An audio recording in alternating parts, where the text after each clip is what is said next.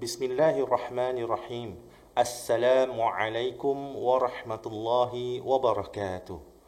Allahumma salli ala Sayyidina Muhammad wa ala ali Sayyidina Muhammad kama sallaita ala Sayyidina Ibrahim wa ala ali Sayyidina Ibrahim wa barik ala Sayyidina Muhammad wa ala ali Sayyidina Muhammad كما باركت على سيدنا إبراهيم وعلى آل سيدنا إبراهيم في العالمين إنك حميد مجيد. Baik sahabat-sahabat semua, bersempena dengan bulan Maulidul Rasul, saya ingin berkongsi dengan sahabat-sahabat semua pengalaman dan perasaan saya ketika berziarah ke makam Nabi Muhammad sallallahu alaihi wasallam. Dan di penghujung video ini juga saya akan berkongsi dengan sahabat-sahabat semua tips-tips untuk mewujudkan rasa cinta kepada baginda Rasulullah sallallahu alaihi wasallam di dalam hati kita.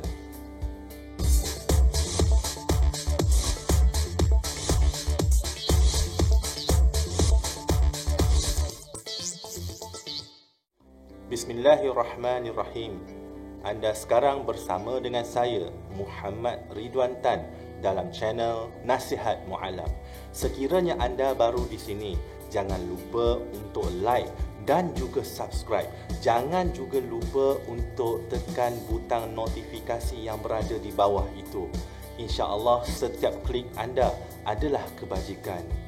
Baik tuan-tuan dan puan-puan semua, tahukah anda siapakah manusia di atas muka bumi ini yang paling cinta, yang paling sayang, yang paling rindu kepada kita semua? Tidak lain dan tidak bukan adalah Nabi Muhammad sallallahu alaihi wasallam. Ya, bagaimana kita mengetahui perkara ini? Perkara ini kita dapat lihat daripada sirah apabila baginda Rasulullah sallallahu alaihi wasallam menghadapi sakaratul maut, di mana keadaan baginda sakit menghadapi sakarat itu, baginda masih lagi menyebut ummati, ummati, ummati, umatku, umatku, umatku. Begitulah perasaan baginda Rasulullah sallallahu alaihi wasallam kepada kita. Jadi kita sebagai umat Islam ataupun umat akhir zaman ataupun umat Nabi Muhammad sallallahu alaihi wasallam pasti ada perasaan rindu dan sayang cinta kepada baginda Rasulullah sallallahu alaihi wasallam. Ya, bagaimana kalau kita lihat di dalam sebuah hadis riwayat Imam Bukhari yang diriwayatkan bahawa pada suatu hari ketika selepas selesai solat subuh berjemaah, baginda memalingkan badannya dan kemudian berhadapan dengan para sahabat. Di dalam kalangan sahabat tersebut ada seorang sahabat yang bernama Abdullah bin Abbas radhiyallahu anhu. Kemudian baginda bertanya kepada para sahabat, "Wahai seluruh manusia, siapakah makhluk Allah yang beriman, yang paling mengagumkan?" Kemudian para sahabat menjawab, makhluk Allah yang beriman yang paling mengagumkan adalah malaikat. Kemudiannya dengan pantas baginda Rasulullah SAW menjawab, respon kepada jawapan tersebut. Baginda bersabda bahawa bagaimana malaikat tidak beriman sedangkan mereka itu adalah pelaksana perintah Allah. Kemudian datang lagi jawapan lain daripada para sahabat, makhluk Allah yang beriman yang paling mengagumkan adalah para nabi. Kemudiannya Nabi respon lagi, bagaimana para nabi tidak beriman sedangkan wahyu itu diturunkan ke atas mereka. Kemudiannya datang lagi jawapan daripada sahabat yang lain, kalau begitu makhluk Allah beriman yang paling mengagumkan adalah sahabat Tuhan, iaitu para sahabat sekalian. Jadi kemudiannya Nabi respon lagi, bagaimana sahabat-sahabat aku tidak beriman sedangkan mereka melihatku, mereka menyaksikan diriku. Kemudian Nabi Muhammad sallallahu alaihi wasallam diam sejenak. Dengan perlahan Nabi sebut, demi Allah yang paling mengagumkan ialah kaum yang datang sesudah kamu, iaitu sesudah zaman sahabat, sesudah wafatnya baginda Rasulullah sallallahu alaihi wasallam, iaitu kita semua. Mereka beriman kepadaku padahal mereka tidak pernah melihatku. Mereka membenarkan aku Padahal mereka tanpa mereka menyaksikan aku. Mereka menemui tulisan dan beriman kepadaku. Mereka mengamalkan apa-apa yang ada dalam tulisan itu. Demi Allah, nak kata Nabi, demi Allah, aku sangat ingin bertemu dengan kekasihku itu. Siapa kekasihku itu? Iaitu kita semua, umat akhir zaman. Bagaimana ciri-ciri kekasih itu? Nabi sambung lagi. Kemudian baginda membacakan surah Al-Baqarah ayat 3. A'udzu billahi minasyaitonir rajim.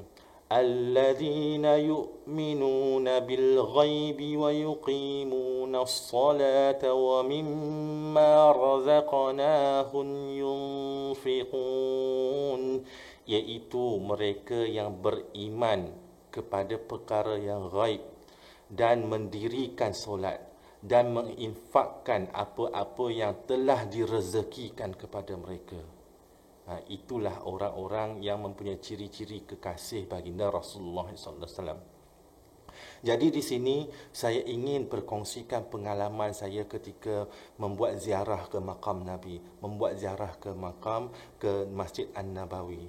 Ia bermula daripada apabila timbulnya niat saya ingin menunaikan umrah ketika saya masih mu'alaf dulu. Setelah beberapa tahun saya memeluk agama Islam, saya pergi belajar. Setelah belajar, saya belajar tentang sirah, sejarah dan juga sebagainya. Timbulnya penghayatan, timbulnya rasa cinta kepada Nabi Muhammad sallallahu alaihi wasallam. Dan saya berhajat, saya pasang niat, saya berhajat, saya ingin pergi menunaikan umrah pada suatu hari nanti. Saya ingin menapakkan tapak kaki saya di tanah suci Mekah dan juga Madinah. Kenapa? Sebab saya ingin menghirup udara di tanah suci yang pernah dihirup oleh baginda Rasulullah SAW. Saya ingin sentuh tanah yang pernah Nabi sentuh. Saya ingin berjalan di atas tanah yang pernah Nabi berpijak di atasnya. Saya ingin pegang, saya ingin rasa perasaan tu. Saya ingin lihat tempat-tempat yang pernah Nabi duduk di situ. Saya ingin melihat peristiwa-peristiwa yang pernah terjadi ke atas Nabi di tempat-tempatnya.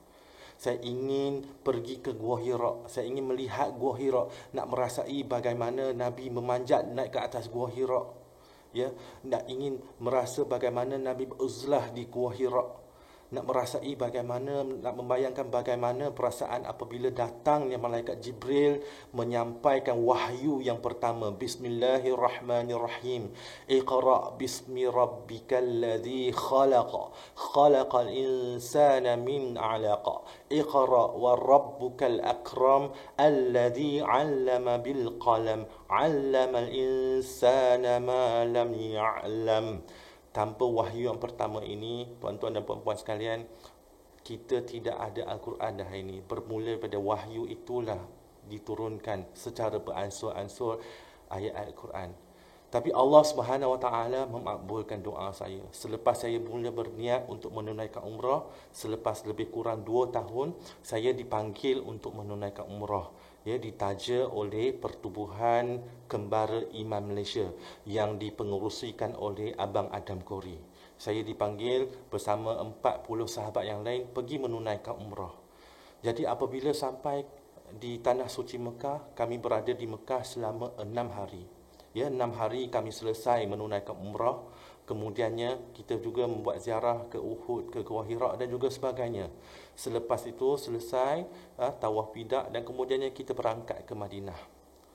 Apabila sampai ke Madinah, perkara pertama yang akan kita lakukan tentu sahaja kita pergi untuk menyampaikan salam ataupun pergi ziarah ke makam Nabi Muhammad sallallahu alaihi wasallam, di mana tempat terletaknya jasad Nabi yang suci itu. Jadi saya pun berjalan masuk ke Masjid An-Nabawi melalui pintu Babul Salam. Babul Salam. Selama 6 hari saya di Mekah, ibadah, keadaan saya lebih tertumpu kepada ibadah. Kita mengejar pahala dan mengejar ibadah. Apabila sampai sahaja di Madinah, datangnya perasaan sayu itu. Apabila saya masuk daripada Babul Salam di Masjid An-Nabawi, jadi saya berjalan menuju ke hadapan makam Nabi. Sebaik sahaja saya nampak pintu gerbang yang di makam Nabi itu, tak sempat lagi nak melambaikan tangan untuk menyampaikan salam, terus keluar air mata yang mencurah-curah. Terus keluar air mata mencurah-curah. Ketika itu saya menangis. Saya menangis seperti budak yang menangis teresak-esak. Perasaan rindu yang teramat sangat kepada baginda Rasulullah SAW. Kerana saya tahu bahawa di dalam itu ada jasad Nabi Muhammad SAW. Walaupun tidak pernah berjumpa dengan Nabi, tapi saya merasakan bahawa saya telah berjumpa dengan seseorang yang sudah lama kami tidak berjumpa. Macam lama kita tidak berjumpa dan kita kembali berjumpa. Ya, saya lambaikan tangan, kemudian saya sebut, Assalamualaikum ya Rasulullah. Saya cuba kawal perasaan, tapi tidak boleh. Perasaan rindu, perasaan yang bercampur bau, air mata sentiasa keluar. Itulah perasaan cintanya kepada Nabi Muhammad SAW. Kerana kita faham bagaimana perjuangan peritnya Nabi Muhammad SAW dalam menanggung wahyu itu, menanggung perintah Allah untuk menyampaikan rahmat, menyampaikan Islam kepada sekalian alam, di mana kita dapat beriman pada hari ini. Dan apabila saya memberikan salam, Assalamualaikum ya Rasulullah, saya yakin pada ketika itu Nabi Muhammad SAW menjawab salam saya. Sebab Nabi pernah sabda bahawa barang siapa yang menziarahi baginda, memberi salam kepada baginda, baginda pasti menjawab. Kerana kita yakin bahawa baginda hidup di dalamnya. Cuma kita saja yang tidak mendengar jawab salam daripada Nabi. Itulah perasaan. Walaupun kita tidak pernah berjumpa dengan Rasul, tetapi tetap ada perasaan rindu, tetap ada perasaan sayang. Yang kalau kita ni digelar sebagai umat Nabi Muhammad SAW. Bukan saya seorang, saya percaya umat Islam di luar sana mempunyai perasaan yang sama. Jadi baik, alhamdulillah, sempena dengan bulan Maulidul Rasul ini, saya akan berkongsi kepada sahabat-sahabat semua tips-tips bagaimana untuk kita melahirkan rasa cinta Rasul, cinta kepada Rasulullah SAW di dalam hati kita. Tetapi sebelum itu, ya, sekiranya tuan-tuan dan puan-puan suka kepada video ini, sekali lagi jangan lupa untuk like dan juga subscribe channel Nasihat Mu'allaf. Ya, dan jangan juga lupa untuk tekan butang notifikasi yang berbentuk loceng itu di bawah. Ya, insya-Allah setiap klik anda adalah kebajikan. Baik, tips-tips untuk melahirkan cinta pada Rasulullah sallallahu alaihi wasallam, yang pertama sekali kita mesti faham sirah. Kita mesti mempelajari sirah. Bagaimana kita nak faham sirah baginda Rasulullah sallallahu alaihi wasallam? Iaitu yang pertama melalui kuliah. Ya, melalui kuliah yang dianjurkan di masjid, di surau, kelas pengajian dan juga sebagainya. Yang kedua, kita mesti membaca. Ya, membaca sirah Nabi. Itu adalah fardu ain kepada kita semua sebagai umat Islam. Membaca sirah Nabi, faham sirah Nabi. Banyak kitab-kitab yang muktabar yang ada di luar sana. Antara kitab yang kita boleh baca adalah kitab Al-Maktum. Ya, sirah Nabi yang paling sahih. Kemudiannya kita perlu juga mengkaji sirah Nabi supaya kita dapat mengambil ibrah, menghayati, memahami kandungan di dalam sirah itu. Yang keduanya, tips yang kedua adalah kita mengamalkan sunnah di dalam diri kita, daripada segi luaran ataupun segi dalaman. Daripada segi luaran bagaimana? Daripada segi luaran mungkin melalui pemakaian kita. Walaupun pakaian itu tidak mencerminkan perbuatan atau akhlak kita, tapi apabila kita memakai sesuatu yang dipakai oleh Nabi, contoh memakai jubah adalah salah satu sunnah, kita ada perasaan, kita mendidik rasa itu di dalam hati kita. Kita juga mengamalkan sunnah daripada setiap perilaku hidup kita, daripada bagaimana Nabi bangun daripada tidur, bagaimana Nabi makan, bagaimana Nabi memakai pakaian, bagaimana Nabi beradab dengan orang lain, bermuamalah dengan orang lain, bagaimana Nabi tidur dan juga sebagainya. Dan daripada segi dalaman pula, ya, kita apa yang kita boleh mengamalkan sunnah-sunnah Nabi. Daripada segi dalaman, yang pertama kita mengamalkan akhlak Nabi, adab Nabi. Ya, akhlak dan adab Nabi. Kita daripada kita dah faham sirah, kita cuba fahami pemikiran Nabi. Kita tak mampu untuk menjadi seperti Nabi, tidak mungkin. Tetapi kita cuba untuk berfikir, bekerja cara Nabi. Kita menyayangi orang lain seperti bagaimana Nabi menyayangi orang lain. Kita mengambil tahu tentang hal orang lain seperti bagaimana Nabi mengambil tahu tentang hal orang lain. Ya, kemudiannya daripada segi kita sendiri, kita kena sentiasa berfikirkan apabila kita melakukan sesuatu pekerjaan, membuat sesuatu keputusan ataupun bercakap sesuatu perkara, fikir dalam hati kita, kalau Nabi ada di hadapan saya, apakah respon Nabi? Apabila kita nak marah, kita nak bercakap sesuatu, sentiasa fikir, kalau Nabi ada, apakah kata Nabi terhadap apa yang aku buat. Dan ketiganya, tips yang ketiga adalah suatu sunnah yang sangat besar, sunnah yang sering ditinggalkan, iaitu melakukan usaha ataupun kerja-kerja dakwah. Itulah sunnah yang paling besar yang biasanya kita lupakan. Tips yang ketiga ini adalah melibatkan diri kita dalam usaha dakwah dan juga kebajikan. Ya, bagaimana kita nak melibatkan diri kita dalam usaha dakwah dan dengan kebajikan? Mungkin yang pertama, kita boleh melalui masjid dan surau. Ya, di masjid-masjid dan surau-surau di bawah AJK-nya ada biro sukarelawan. Kita boleh melibatkan diri kita dalam usaha-usaha sukarelawan. Itu adalah kebajikan. Ya, kita boleh melibatkan diri kita dalam usaha dakwah melalui NGO. Ya, badan bukan kerajaan, pertubuhan bukan kerajaan ataupun agensi-agensi yang berkaitan dalam melakukan bertugas sebagai sukarelawan ataupun pendakwah. Cuba melibatkan diri mengikut kemampuan kita. Ya, dengan melakukan usaha dakwah dan juga kebajikan, barulah kita boleh faham bagaimana peritnya Nabi dalam menyampaikan dakwah. Usaha, susahnya nak buat sesuatu kerja kebajikan, kita boleh menghayati. Walaupun apa sahaja ujian yang datang kita ketika kita melakukan usaha dakwah, tidak akan mampu setanding dengan apa yang dihadapi oleh baginda Rasulullah SAW. Kita akan menjadi menghayati Islam dengan sebenar-benarnya. Cuba bayangkan apabila kita melakukan usaha dakwah, ada seseorang di hadapan kita yang mengucapkan Ashhadu an la ilaha illallah wa ashhadu anna Muhammadar Rasulullah. Bagaimana perasaan kita apabila kita menyaksikan perkara ini? Itulah yang Nabi buat apabila para sahabat mengucapkan 2 kalimah syahadah di hadapan Nabi. Dan yang akhir sekali, sunnah yang keempat yang jangan kita tinggalkan sahabat semua adalah sentiasa berselawat ke atas Nabi. Berselawat ke atas Nabi. Allahumma salli ala Muhammad wa ala ali Muhammad. Allahumma salli ala Sayyidina Muhammad wa ala ali Sayyidina Muhammad. Sentiasa bersalawat.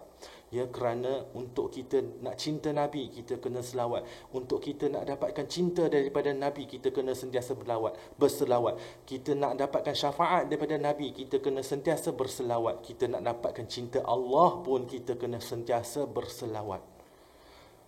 Nabi sebut apa dalam satu hadis? Barang siapa yang berselawat satu kali, Allah akan berikan dia 10 kali rahmat. Barang siapa yang berselawat satu kali, Allah akan berselawat ke atasnya 10 kali. Barang siapa yang berselawat satu kali, para malaikat akan mencatat 10 kebaikan ke atasnya. Cuba bayangkan kalau itu sekali. Cuba bayangkan kalau kita berselawat satu hari 10 kali. Kalau kita berselawat satu hari 100 kali, 1000 kali. Begitu banyak fadilatnya. Jom sahabat-sahabat semua, mari kita sama-sama bersempena dengan bulan Maulid Rasul ini, banyakkan selawat, banyaklah contohi sunnah-sunnah Rasul dan lahirkan perasaan cinta kepada Rasul.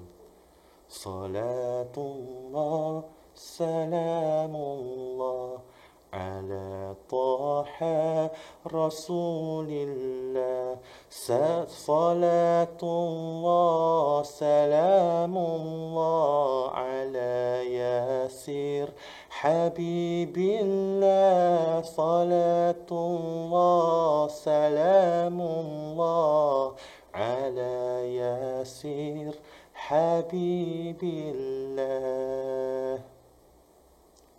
Wabillahi taufiq wal hidayah. Wassalamualaikum warahmatullahi wabarakatuh.